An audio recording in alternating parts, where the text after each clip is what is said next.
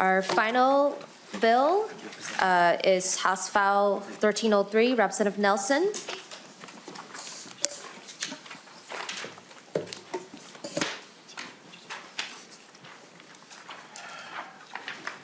Good to see you again, Representative Nelson. If you can please move your bill. Thank you, Madam Chair, and I would move House File 1303 that it be laid over for possible inclusion. All right, to your bill, Representative Nelson.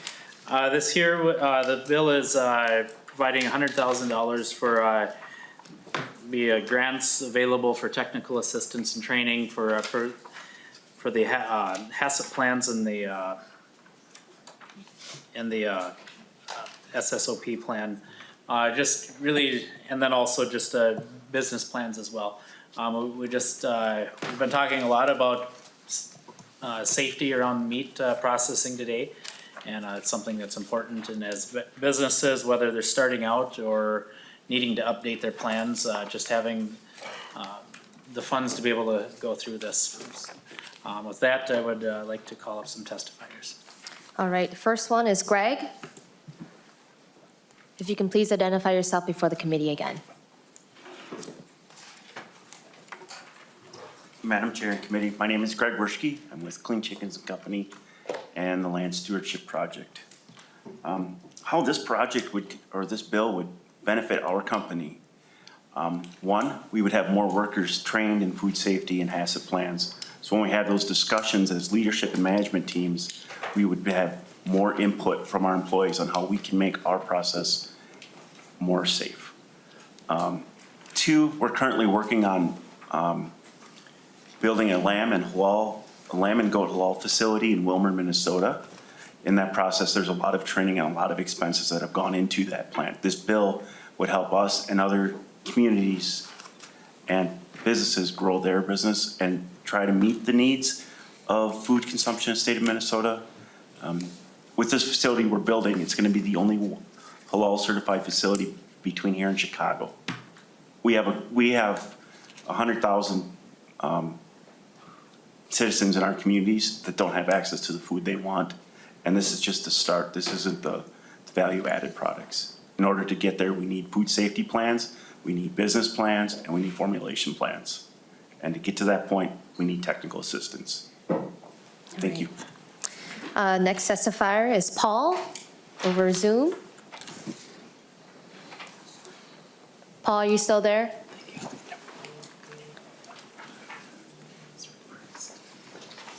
Yes, I'm still here, and I just want to testify in support of the bill for the same reasons that were said. Appreciate the opportunity. Think it's an important step forward. Thank you. All right, thank you, Paul. I believe those are all the testifiers in my notes. Are there any public testifiers that would like to testify to the bill? Okay. Discussion to the bill. Representative Cha. Thank you, Madam Chair. Representative Nelson, would you consider the meat processor with 50 full-time employees to be up to 99 employees? Representative Nelson. Let's see. Thank you for the question on that, Madam Chair and Representative Cha. I think, going back to the last bill, I think that there's, I really want to focus really on probably the small and probably more of the, I don't know if you would call them micro, but really very small businesses with this one. Because under the USDA definition, the small and mid-size, I think mid-size goes up to 499. And so I think what this is really geared for here is really your small ones. That is most likely family-owned, very small processors is what really we're looking at here. I think one of the, it's, and that's my thoughts. Representative Cha. Well, thanks for the clarification that 50 employees is considered small. Thank you. Representative Purcell. Thank you, Madam Chair. Thank you, Representative Nelson, for carrying this bill. I'm happy to be a co-sponsor of both of your bills, and thank you for being our bookends today at our meeting, first and last.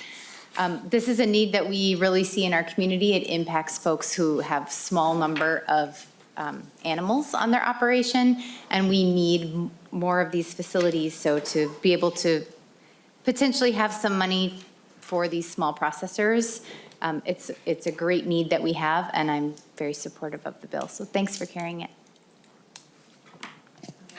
Representative Ream.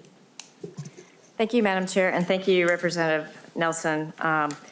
I think it's great that you have a bill here that will help the smaller businesses.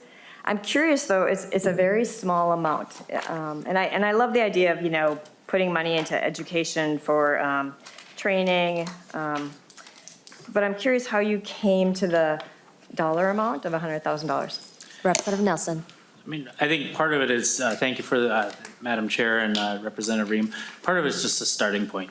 I don't think that our goal is to fund completely the plan, but at the same time, there's steps in the processes and oftentimes hiring an outside consultant. And so that, if somebody, a small plant, and I'm sorry, I don't have the number of small plants in the state, maybe there's somebody that does. But, there's not a large number of them, but to be able to have some funds available for them, it's really just a starting point. Representative Ream. Thank you, Madam Chair, and thank you, Representative Nelson. That's good to hear. Yeah, I would love to know, if that's going to be enough and, what the plans would be for future projects. But I will take that conversation offline. Thank you so much. All right, All well, right. thank you. Further discussion? Closing remarks, Representative Nelson? Thank you for hearing this bill today, and for the opportunity to present it, and I appreciate the consideration of in the future omnibus bill. So thank you. With that, I would renew my motion to lay this over for possible inclusion. Representative Nelson renews their motion that House File 1303 be laid over for possible inclusion. House File 1303 is laid over for possible inclusion.